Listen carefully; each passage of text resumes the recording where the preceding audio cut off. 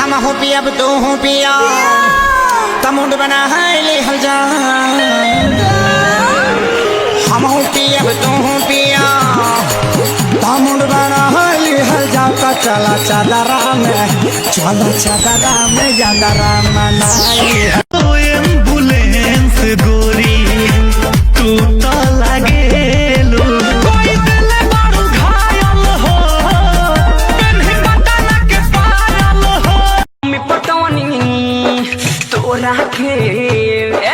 हम पटवनी तोरा के तोरा दीदिया के हमर भाई पापा हमारा लाइन मारा तोरा माई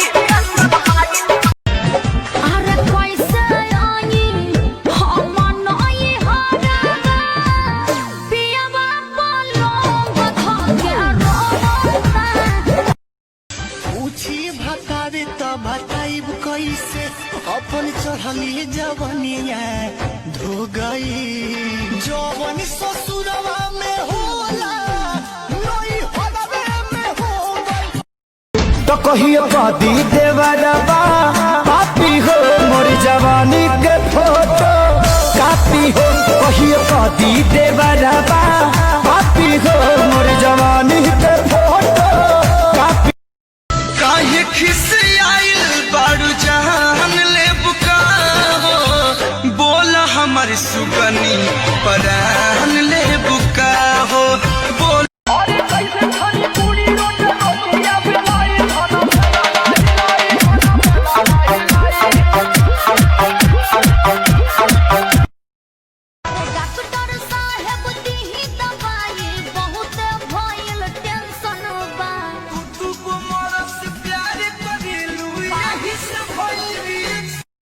इतना बता दे मुझको इतना बता दे मुझको क्या मेरी खता है बड़ी बेवफा है तो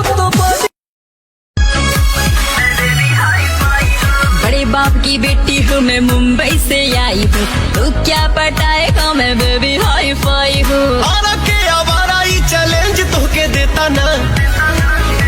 तोहरा के हम पटौनी ना तो एक बाप के बेटा ना आई बात जब तोहरा दुआरे दुल्हा के कटब गनासी से वाले मरब हम फांसी से तोरा दुल्हा के कटब गनासी से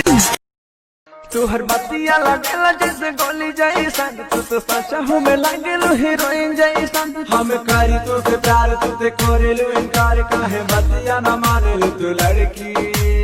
अच्छा है रे पातर की काडी काडी